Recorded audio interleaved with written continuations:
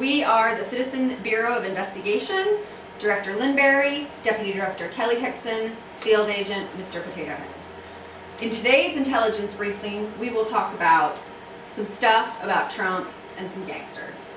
Treason, lies, money laundering. Chapter 1 of our story, Felix Sater and Tevfik Arif. Sater, Arif. In particular, their connections with Donald Trump. We will slowly be building this full network of relationships. All sorts of squiggly lines connecting these circles. As you can see, there are many, many connections to Trump.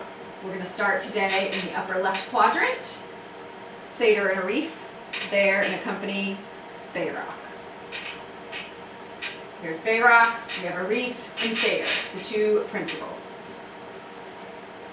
We're going to start with Sater, who sometimes spells his name with 2 T's, some sort of an alias. Can't imagine why he would need an alias. Can't imagine why. Sater was born in 1967 in Moscow. Russia connection right off the bat. In 1972, his family left Russia. He moved to Brooklyn, New York. In 1991, he ran afoul of the criminal justice system, got in a bar fight, stabbed a guy in the face with a broken margarita glass. Broken margarita glass, stabbed in the face. Violent crime. Exactly. Felony. Led to a felony This is assault Sater conviction. about. Felix Sater. While still on probation from that crime, Sater got mixed up with the Russian and U.S. mafia in a stop, pump, and dump scheme. Defrauded investors of $40 million. $40 million. Stock, pump, and dump. If you don't know much about pump and dump schemes, Google it. Google it. He was caught, pled guilty to racketeering, and became an FBI informant, which he served in that capacity for about the next 10 years. We're going to leave the timeline for just a minute to talk a little more about this plea deal.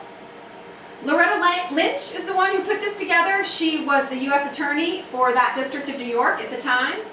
A little disappointing to have her involved in this. A little bit disappointing. She is responsible for the sealing of Sater's trial records. So in exchange for his serving as a cooperating witness or an informant, his trial records were sealed so that no one... Locked up tight.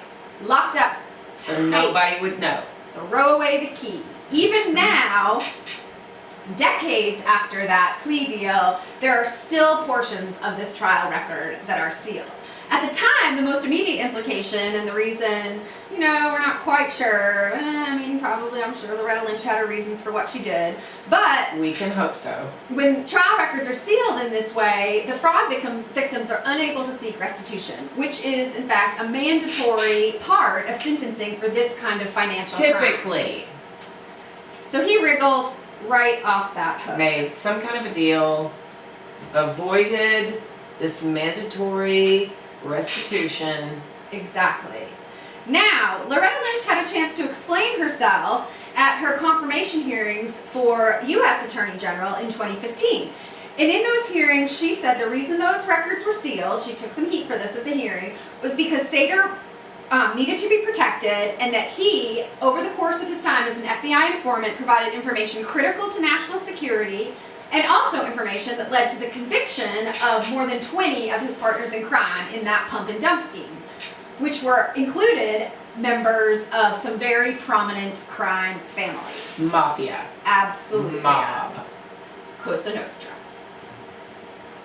Not to get too hung up on how Sater got off the hook, but worth mentioning that many of these others who were convicted in that same pump and dump scheme, Many of his partners did serious time. time He helped convict. that he helped convict. Did serious time and paid multiple millions of dollars in restitution. So they got some pretty stiff sentences, including that mandatory restitution piece, which is supposed to happen in these sorts of cases. Sater, however, really got off the hook. He wasn't even sentenced until 2009, at which point he paid a $25,000 fine and he served no time for this crime. $25,000, no time. This kind of deal and the allusion to the national security make a person very curious about exactly what kind of information he provided. Right, it must have been pretty important. Must have been pretty important, pretty good. Yeah, or an ongoing something. Possibly so, which would be even better. Yes. Now, at the time, according to his attorney, Sater was all cloak and dagger style, tracking down enemies of the U.S. in Europe and Asia. Like Sherlock Holmes. This seems a little bit dubious. Former members of the CIA who were in counterterrorism in Russian affairs say they don't know this guy, didn't know of any such thing. They think it's unlikely that he was doing the Jason Bourne thing around Europe and Asia. However, he did provide information critical to national security. Obviously he did, because he was able to finagle a deal Yes. that kept him from paying restitution, Yes. serving any time, or paying millions and millions in fines like the rest of the people. Exactly. And we know he has connections to the Russian mafia. And he stabbed somebody in the face with a margarita glass. So, it seems as though we might imagine that the national security information that he provided had something to do with the Russian mob, which in many ways is indistinguishable from the Russian government, since Russia Hootie is Russia. basically a mafia state. Correct. So, some questions remain there, and those questions become all the more interesting when we realize that during this period of time, that Sater was serving as an FBI informant, providing information critical to national security, possibly information to do with the Russian mafia, Putin. He was also doing a lot of business with none other than Donald Trump. Pictured here, Trump, Sater, and the other guy we're going to talk about today. In just a minute. Arif. So, making us even more curious, what does Sater know and what does the U.S. government know about Sater? Because portions of his trial record, these 2 decades later, are still sealed. sealed. From when Loretta sealed it. Exactly right. So, back to the timeline of Sater. In 2003, this is when he crossed paths with Trump. He joined this Bayrock company, whose offices at that time were on the 24th floor of Trump Tower. Trump Tower. Started doing a bunch of What a development deals coincidence. with the Trump organization. Picture here, All the way back in 2003. 2003, Trump and Bayrock sitting in a tree. KISS. Oops. In 2005, according to a sworn deposition by Sater, Bayrock and Sater had an exclusive deal with Trump to develop a project in Russia. Again, Sater's offices were in Trump Tower. According to Sater, he would pop his head into Trump's office, say, "Hey, Mr. Trump, everything's going great with Moscow." And Trump would say, "Great, Felix, carry on." Let's go have a taco salad when you get a minute. Absolutely. But we can only imagine that those were the kind of Allegedly. conversations that took place.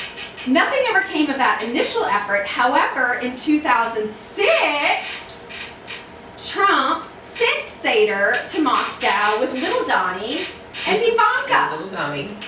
And we all know Ivanka. Absolutely. Everyone knows Ivanka, heir apparent of the United States of Yes. Custom. The First Lady. According to Sater, again in a sworn deposition, the response of the Trump kids was something along the lines of, "Great, nice city, let's do a deal here."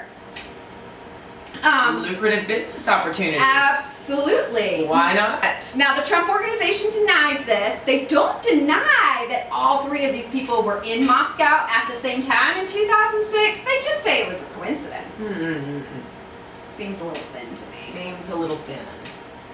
All right, 2007, the New York Times breaks the story of New York Sater's criminal Times. past. Sater is a crook. Treason. So, as we mentioned, those records were sealed, so nobody knew. And all this time, meanwhile, Sater was doing these development deals with Trump, bringing in investors, and none of those investors knew that here was a guy with expertise in money laundering. Right, because those records had been sealed. Exactly. And according to some racketeering lawsuits filed a little bit later, and that we'll talk about in future episodes, Sater was using those very same money laundering skills throughout the time that he was serving as an FBI informant and Right. doing deals with Trump. Exactly. Still doing dirty deals. Absolutely. So, but when the New York Times broke the story, Sater did have to leave Bayrock kind of for appearances. Oh, that previously sealed secret information that he was a crook came out for everybody to see. Some of it. Always remembering there are still portions That of his trial we record have yet to find we have out. yet to find out. Certainly, hopefully, one day. Only the Maybe. U.S. government knows, and 20 years later, they are still unwilling to tell us. One day we will find out. I sure hope so. Lock him up. That'll be another episode. Another episode altogether. So I guess the heat was kind of on Sater at this point. He'd been doing all this dirty business. The story breaks in the New York Times, so he kind of got out of town for a while. Late in 2007, he did some consulting in Turkey for a construction company. Turkey. In 2008, he did some consulting for a Russian real estate company. Russia. So I feel like maybe keeping his hand in with the international Yeah. mafia. Of course, he's still working with Trump. Yeah. And, you know, working his mafia connections. Allegedly. Allegedly. It seems like it. 2009, he's doing some business in New York City. New job, temporary. 2010, the money shot. Ta-da! He becomes senior advisor to the Trump organization, has a Trump business card, a Trump address, It's a Trump legit. email, a Trump phone number. Senior advisor to Donald Trump. Now, I would imagine Trump knew all along about Sater's expertise in money laundering, but I mean, let's say he didn't. By 2010, he certainly knew because the New York Times story had come out. Sater had kind of gotten out of town for a while, comes back stateside. What happens? Ready to get involved in Trump some new says, ventures. absolutely, get that guy on staff. Yeah, I already know what he can do. I know what he can do. He's got some skills. Yes, mad skills. Mad skills with a Z. Yep, or a double T. 2011, he's still working his international connections. He does some consulting for an oil company in Turkmenistan. Turkish oil. How important is oil in all of this? Yeah, checks all the boxes Yep. for the corrupt Trump family and administration.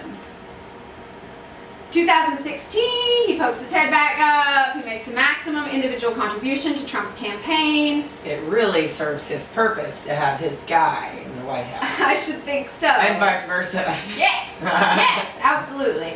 And he claims that he was still pitching deals to Trump all the way through 2015, even though his formal role as senior advisor to Donald Trump only lasted maybe 6 months or a year, but he says he was continuing to pitch deals. I don't know why he would say that. Yeah. That makes sense. All right, the last bit about Sater. This is very interesting. And you may remember reading this in the news. The New York Times also broke this story, that Sater was involved in this bizarre episode where a proposal to lift the sanctions on Russia for invading Crimea, We knew that was coming. yeah buddy, was delivered to Michael Flynn after a rendezvous among Sater, Michael Cohen, who is Trump's personal attorney, and a guy named Andrei Artemenko. Which we'll get to more In the next slide. in the next slide. All right, so Artemenko has a Ukraine connection. And just so you know a little bit about Artemenko, because he ties into this timeline with Sater, we're going to take a little tangent off to the Ukraine, get a little bit of Little history. backstory. Little backstory. All right. Viktor Yanukovych was the president of Ukraine a few years back. He was pretty much installed by Paul Manafort. This is what Paul Manafort did, install authoritarian regimes throughout the world. His mother must be so proud. However, the people of Ukraine were a little bit smarter, and they knew this guy was up to no good. He was in Putin's pocket, kind of a familiar story. And there was all sorts of corruption. Also, The people didn't like feels familiar, it. didn't like it, ousted him. He fled to Moscow Of course. amid these charges of corruption. Safety. There's Yes. safety there because he was Putin's guy. Exactly right.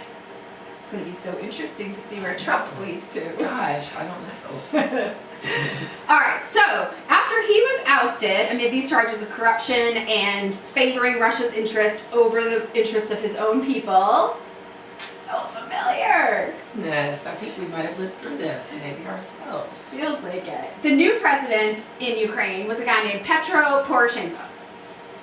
Well, Paul Manafort is still doing his dirty work in Ukraine, and he incites an opposition party, an opposition bloc against Petro Poroshenko. He doesn't like old PP. Oh, PP, because PP Not is, to be confused with the PP parties. We'll get to that later too. Yes, a little bit later. Yes, he is pro-democracy, not so much pro-Putin, which means that he is not Paul Manafort's favorite guy. Paul And they want him out. Yes, drums up opposition. So this is their new guy. Yes, Who they emerging. want to oust him. Exactly. Andrei Artemenko is a member of parliament in Ukraine.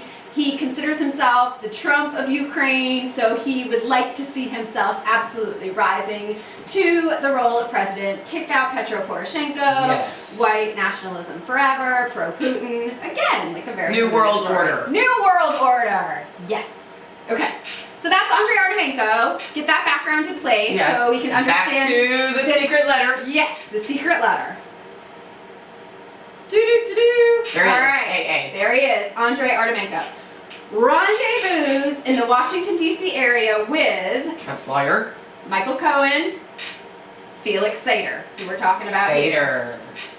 Sater. The man of the hour. The man of the hour. Sater gives this secret proposal for lifting the sanctions against Russia for invading Crimea. Secret. Hands them off to Cohen. Cohen, in turn, flies on his little kitten feet and hands the sealed proposal off to Flynn. The National Security Flynn. Advisor. Yes! Michael Flynn, who, it should be mentioned, at this moment was serving as National Security Advisor even though Donald Trump and members of his administration were well aware the FBI had concerns that he was subject to blackmail by Russia. Mhm. A, Information provided by Sally Yates. exactly. And B, at this time, he was serving as an unregistered foreign agent for Turkey! Ding, ding, ding, ding, ding. Information he had not disclosed on his paperwork when he got his security clearance That's for lying. the National Security Advisor. Yes! When you lie to Congress, Lying. that's perjury, Absolutely. basically. Absolutely. Well, so far, nothing has really come of this proposal because it was pretty ridiculous. So, In the proposal, in the proposal, let's quickly review the history. Step 1, Russia invades Crimea. Step 2, Russia is sanctioned. Step 3, per the proposal, Ukraine gives Crimea to Russia. Step 4, sanctions are lifted. voila! So it is What a a plan. win-win-win For Russia! Or, as we like to say at the CBI, so much winning! Aren't you sick of the winning? I'm sick of the winning. I'm sick of the winning. He was right about that. He was so right about that. So yeah, this proposal seems to have sort of drifted away, but who knows? It may still be bouncing around because this proposal would benefit quite a number of people. Starting with Putin. Rex Tillerson, ExxonMobil, which Back is to the oil. Yes. Turkish oil. ExxonMobil. Russian oil. American oil. and ExxonMobil has been blocked from fracking the Siberia leak by no these one is talking sanctions. about. Yes, yes. And back to the Sater. man of the hour. He's got this oil connection. Cohen, one can only imagine. I don't know why else he would be mixed up in this Imagine what nonsense. this guy knows. Mhm. Artemenko, of course, because he's the pro-Putin Ukraine, the Correct. Trump of Ukraine. Flynn, I guess. I don't know. He's the one who was can only overseeing. imagine. Yes. I mean, you know. And Trump. Ta-da! Yeah. So, I mean, some question You've marks. come full but- circle. Alright, so that's all about Sater. Now we're going to talk about the other guy, Arif, shown here with Princess Ivanka and the Trump himself. Check out his timeline. Alright, 1953, born in Kazakhstan, so the USSR, we're talking about the Soviet Union, so, we're in the middle of Turkish class family. delays and such. Turkish family, worked for the Ministry of Commerce and Trade in the Soviet Union for 20-something years. That's a long time. Knows his way around the Soviet Union. Yeah, I'd say so. 1993, moves to Turkey. Turkish family. Somewhere in the 90s, when the Soviet republics are all liberated, he gets chummy with this Kazakh oligarch trio. So just quickly reviewing, basically when the Soviet republics all were liberated, these various oligarchs took over in each of the republics as pretty much a mafia state. So we've got Putin, Correct. well, not at that time, but Putin has arisen in Russia at this, now, these days, and then in the 90s, it was this Kazakh oligarch trio. They're definitely still kicking around. So, connections. Yeah. Mafia New connections. buds, new friends. New friends. Get To chummy. do some deals in Kazakhstan. Make a little Turkey. money. Absolutely, make money. That's the main thing. 2001 is when he starts Bayrock in the U.S. Year or two later, he hires Sater. Sater. Back to Bayrock. As we mentioned previously, in 2003, the Bayrock offices moved to the 24th floor of Trump Tower. Partner on multiple development projects. In a future, They're ready to make some money. Yeah, buddy. Mm-hmm. In a future episode, we're going to talk in detail about the projects, but right now, just these characters. All right, 2007.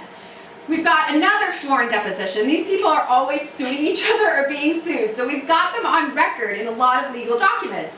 And so, in spite of the fact that Trump and his family these days lie and lie and lie some more about having nothing to do. Oh, we don't know any Russians. Nothing to We do. don't have any business dealings in Yes. Russia. But in 2007, in a sworn deposition, Trump said, Bayrock knew the people, knew the investors, and in some cases, I believe they were friends of Arif. Arif. And this was going to be the Trump International Hotel and Tower in Moscow, Russia, Kiev, Ukraine, Istanbul, Turkey, ding, ding, ding, ding, ding, etc. Poland, Warsaw. Ordinarily, we would say Warsaw, Poland, but this is Trump. I quoted correctly. That's right. Furthermore, he said, Arif brought the people up from Moscow to meet with me. So he met with them. He says it himself. He tells you he knew them. He seems... Yes, he's in pictures with them, but somehow he doesn't really know this guy. Right. And says that the Trump organization denies that in 2006, when it just so happened that Ivanka and little Donnie and Sater were all in Moscow at the same time, around the time that there was going to be Trump Tower in Moscow. Purely Around the time, coincidental. purely coincidental. All right. Just to wrap it up with Arif. So 2007, then in 2008, of course, the bottom fell out of the world economy. As it did here. As it did here, thanks That to... helps Trump line his pockets. Absolutely. He said it himself. Yes. And He so, profits yes. when the country suffers. Yes, 8 years of Republican Still policies does. under George W. Bush. Bottom falls out. And Bayrock just kind of at that point dissolved, faded away. Sater had been unmasked by the New York Times, and he drifted off. And similarly, Arif Had to drifted take off. cover for a little while, lick his wounds, Exactly. power back up. Yep. So the next thing we know about Arif, in 2011, he's arrested in Turkey on his yacht, pictured here, Nice yacht. with the Turkish flag, in a massive sting operation. He is accused of sex trafficking Sex trafficking. of underage girls Hmm. from Russia and the Ukraine. P-tapes, Could be. golden showers. Very possibly. The charges are dropped for unknown reasons. Hmm. So that's pretty much the story of Sater and Arif and their connections with international mafia, including U.S. mafia, Russian mafia, possibly Kazakh mafia, Turkish mafia, And Trumpish mafia. and Trumpish mafia. And on our next briefing, we will go into much more detail about the specific development projects that Trump and Bayrock did together and the dirty dealings that are alleged to occur during those projects in some racketeering lawsuits that are currently ongoing. Like And right now. right now. We have so much more to uncover. Right now. So much The ties more. are there. They are there. They are just need to be pulled on those threads. Yes. And so far, we have Sater and Arif. And Sater knows stuff that the rest of the American people do not know, only But- the U.S. government. Maybe there's a way they could get some information from him. That would be outstanding. That would be lovely. The Citizen Bureau of Investigation will pursue it. And we're on the task. High five! Go America. Yeah. Alrighty, that's a wrap. Oh my